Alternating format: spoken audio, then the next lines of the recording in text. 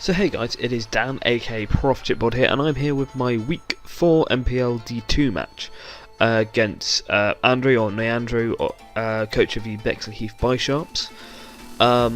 He's a really good battler. I think he's 1-on-1 at the moment. Couldn't play his Week 3 match due to his opponent being ill. But Week 1 was a 6-0, and he's got a really threatening team of Bulu, Victini, Excadrill, Megatitar, Gligar, Kyurem, Lantern, Gyarados, which is a Z-mover, Escalavier, Garbodor and Ferroseed. So obviously he's got Sandrill, he's got the incredibly powerful sort of wall breakers in sort of the terms of having the Bulu, the Victini and the Kyurem, which is very hard to switch into. He also has Gyarados, which is a phenomenal setup sweeper, Escalavier, which hits really hard and can be super bulky on the Spadef side. Then Garbodor and Ferroseed, basically hazard stack. One of the things that I did notice with his team is that he doesn't have great water switch-ins. Basically, he has to bring the Lantern. Lantern is his only good water type switching because Gyarados, unless he's Spadef, doesn't really enjoy coming in on too many water type attacks. Neither does Tapu Bulu, particularly because of the risk of Skulls Burn. Water sort of plus ice coverage has a really good matchup against him, with Lantern being his only resist. But again, it's a Lantern; it's not going to come every week. He also has quite a lot of hazard stack options, although his removal is not great. Because it's Gligar and Excadrill, and the issue is that Excadrill does not always want to be able to spin, and I do have a spin blocker, so either that or the Gligar which he's brought is going to be his spin movers. But the big thing about his team for me is that it's really weak to Pheromosa. I mean, obviously a lot of things are, but it's one of the weaker teams in the league to Pheromosa, so I get to +1 and it can basically be game over. So the team I've brought is a Stealth Rock, Ironhead, Close Combat, Stone Edge, Gabalion, with enough speed to outspeed a non-Scarf base 100. He's Victini and basically everything else on his team. I then have Focus Ash Equivalence for Pheromosa because it can scare out a couple of things on the team. With enough speed investment so that at +1 I outspeed a Adamant Excadrill in Sand. I can't outspeed Jolly, so there's no point me trying to, and sort of that's basically something I have to be aware of. I have to work out if he's adamant or not before setting up, or if he's Mold Breaker or what have you. I then have Pursuit, HP Fighting, Fire Blast, Dark Pulse, Mega Houndoom. Really sort of, it's there mainly to smack the Bulu, hit the Excadrill outside of Sand, and Pursuit Trap the Victini. The reason I have Hidden Power Fighting is because he does have the Titar, Mega Titar, and that will 2-hit KO him. And we'll have a good, I think it does about something like 70% maybe in Sand, maybe a bit less, I can't remember exactly, to a Mega Titar, to like a offensive one. I then have mixed offensive, mainly Fizz Def Tangrowth, with Sludge Bomb, Knockoff, Focus Blast, Giga Drain and Leftovers. Could have probably gone Assault Vest, so if I could live a hit from the Kyurem, but again I wouldn't be living particularly well, and I'd rather have the recovery from Leftovers, because I do need all full coverage moves, because otherwise I get walled completely by something, because with those full coverage moves it's got really good coverage against his team. This thing basically is a hard stop to the Excadrill, stops the Bulu as well, and basically stops him from being able to lock himself into Bolt Strike with Victini, as it does resist. It also stops Mega Titar pretty well. So yeah, it's good this matchup. Doesn't stop Escalavier, but I have other things to try to take that on. Apologies if you saw that black out. I should probably move the mouse more.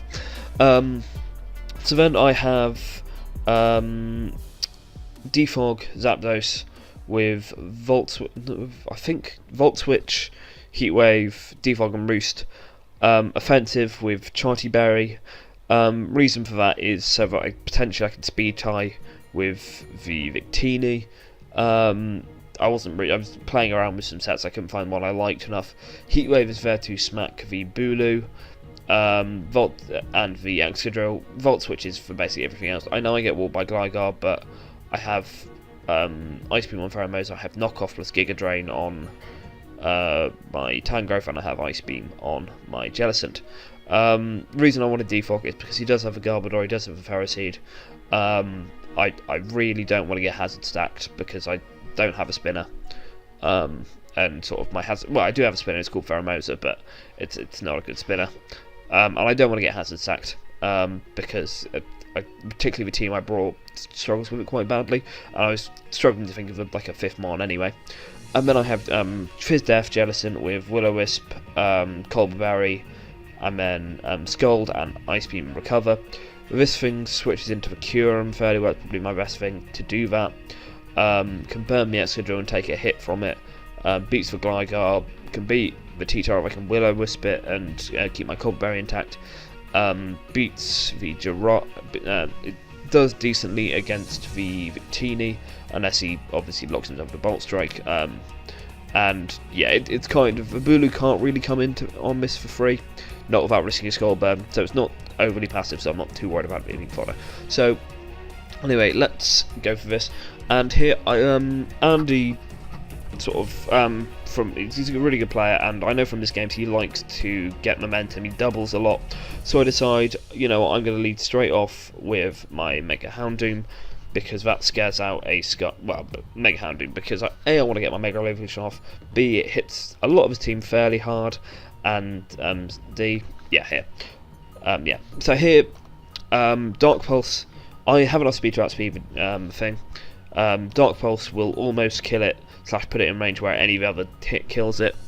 And he reveals that he's Scarf as I click Dark Pulse. I was tempted to Pursuit, but it wouldn't have done a huge amount of damage, and it would have revealed Pursuit quite early in the match. So Dark Pulse, that damage does absolutely nothing, which reveals to me he's got a lot of Spadef, so he's a bulky Cheetah. He's probably got rocks, or he potentially has rocks.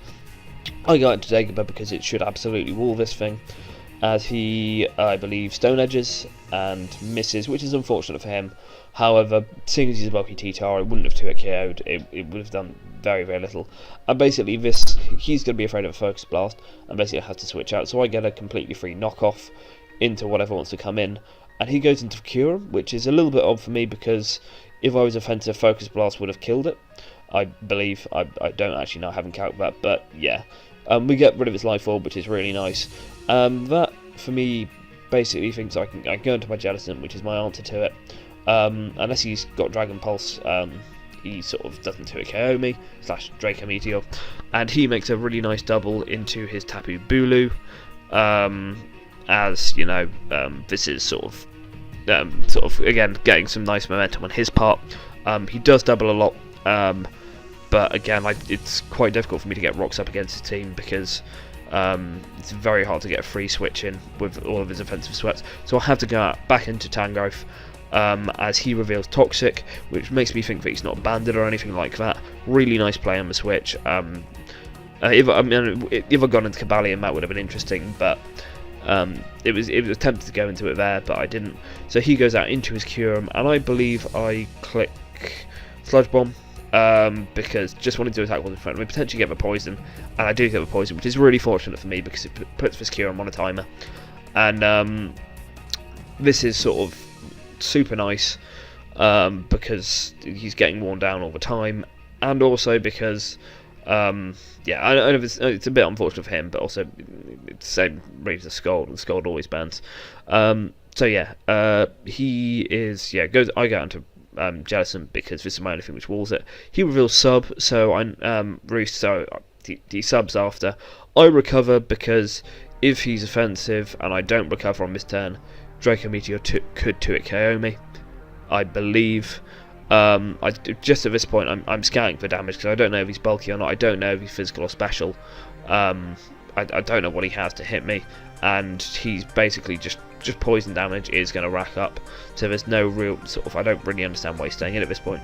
He reveals Earth Power, does less for nothing to me, probably just scouting to see what set I am, and so here I believe I just Scold because I don't want to give a free switch into the Tapu Bulu, or anything really, because Scold does burn.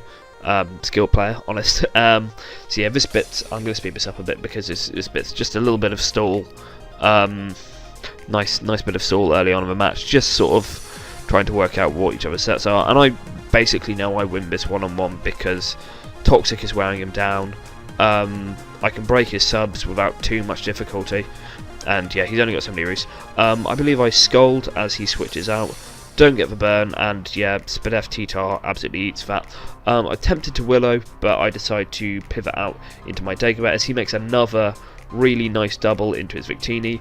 Here, I predict him to U-turn, I believe, and go out into my Zapdos because it's kind of it's the thing which I kind of don't mind sacking that much, and also I can Volt Switch on something as he brings out his Kyurem back out, and I know I'm faster, so I've got a completely safe Volt Switch, does 15%, which is not a huge amount, does reveal that I'm offensive, but oh well, and he clicks Ice Beam, which reveals his full moveset, which is nice because he definitely cannot touch Jellicent. So yeah, he's basically, we've got a bit more stall. Reveals that Scold doesn't do a tremendous amount, but Ice Beam does a little bit more, but not a huge amount. Here, there's a lot of me trying to stay healthy so that I'm not in a range to be pursuit trapped by something like a T-Tar, because at this stage he could still be adamant and I could have just got two really low rolls on him. So yeah, more stall. Again, I should speed this up because otherwise this video is going to be quite long. So yeah, he sort of Scolds, and yeah, just a little fun bit of sort. In case I forgot to mention my Pheromones set on Quiver Dance with High Jump Kick, Ice Beam, Bug Buzz. Yeah, I think that's it. Yeah, that's 4 moves. So yeah, that basically, he's really weak to it at +1, he doesn't have good stops. Yeah, I think I did mention it. He goes out into his T-Tar, finally, on my Ice Beam, as I try and catch the Bulu. Here, I'm just thinking, let's not mess around, click Will-O-Wisp, burn my Colbur Berry, and he reveals that he's Rest Talk, or Rest, Bulky Tyranitar, so, with Stone Edge. And that's phenomenally cool because that walls a hell of a lot of my team. That is such a good switch into Mega Houndoom. It walls me hard. But here I assume, even if he does have Earthquake, I have a good. I have a good chance to live, and I can get up my rocks here. As he goes out into his Victini, and again, here I've proven that I'm just going to sort of predicting him to U-turn previously, and I kind of think that he needs sort of to start breaking down my wall core because everything's staying healthy as it is, so I can go out into Radis and fortunately not get killed. I recover up as I Scold actually because I'm still in a range to take 2 hits from Kyurem. Click Scold, don't give a burn on Bulu, and here I go out to Tangrowth because I have to. He's already toxic me, and Superpower does not very much as I think he predicts my Cobalion to come back in because it's very offensive. And here I predict him to go out to potentially the Excadrill, the Kyurem to pressure me out because he doesn't really need it, and he goes out into Excadrill. Again, his team is quite fighting weak, which is really good. Reveals for Chocolate Berry, which is pretty cool. But here I'm basically, I can stay in against this thing. I can get Giga Drain is a safe 2-hit KO, so I can just do that. Toxic isn't racking up too badly because of the grassy terrain, because of the Giga Drain recovery, and because of the leftovers. He gets up his rocks and spins, but his Excadrill is down, which is really nice because now he does not have anything which could potentially outspeed a +1 Pheromosa. And he goes out into his Victini. I predict him to U-turn here. Or U-turn, or no, basically I go out to Zapdos because it's my least important thing. And he V-creates, and I can go out into my Mega Houndoom. He's not going to stay in, so I can Pursuit Trap him. If I got a bit more, if I'd had some attack investment, which I probably should have, I would have killed him there. But he's now at a range where he dies to rocks, which is really nice because he probably doesn't have defog on his Gligar as well, so I go out hard into Django as he goes out into Tapu Bulu, another nice double. So here I decide I want to get my rocks, I don't want this Victini to come in, and yeah, he kills me with a superpower. What I should have done about 10 turns ago is calc how much damage superpower did to Tangrowth. I didn't do that because it did so little. And yeah, what I should have done there is realise, oh hang on, that's banded damage. So he can kill me in one hit. Equally, my play here was probably staying in Click Stealth Rock. Because I could have gone out into my either my Tangrowth. I could have gone out into my Tangrowth or my Jellicent to sponge hit and recover up. But I decided I want up rocks. And this basically means this opens the door, because at -1, banded Tapu Bulu, locked in the superpower, does not 2-hit KO Pheromosa. So what I can do is I can Quiver Dance potentially twice if he stays in. Yeah, he goes out to Victini, sacking Matt, basically hoping by clicking high jump kick, which is sort of nice on his part. And here I've got a Quiver Dance for free, and it's looking really bad for him. He goes into Gligar. I know Ice Beam will kill any variant from that range, even a Yachi Berry, which is cool prep, because normally you'd expect to see a Violet and nothing else. And at this point it's over. Even like Max Pedef T-Tar dies and to a Bug Buzz from rocks. And yeah, it's game. Pheromosa is disgusting and it's broken. It should not be allowed in League format. But I had to draft pick 1 and I'd be stupid not to pick it. So yeah, that's a 4-0 unfortunately for Andy. And like a lot of his prep was like really cool to see. The banded Tapu Bulu with Toxic really threw me off the scent. That was really nice prep. Yeah, the T-Tar, the Sleep Rest Walk T-Tar was also phenomenally cool. But I think what that match showed is that he potentially is drafted a little bit weak to fighting, a little bit weak to bug, and a little bit weak to water, which happens. He did sort of prep as best he could for Pheromosa. The Yachi Berry Gligar was a really nice bring, because assuming I'm not especially attacking, that hard walls me and kills me. But unfortunately for him, I was modest, basically fully invested, which meant that he was definitely going to be in range of Ice Beam. So that's a 4-0. That takes me to 3-1 overall, which is really nice. Again, I can only say GG to Andy so many times, because he did play that match phenomenally, and it's also nice for once to have a match without discussing amounts of hacks, because my last 2 matches and sort of everything have been my last match in Myth League and my last match in UBC have both been phenomenally hacksy, which is unfortunate.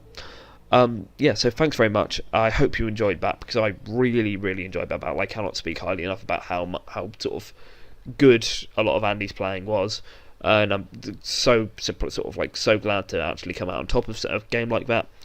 But yeah, thank you very much. I've been Prof Chipboard, and I will see you hopefully next week for week 5. Cheers.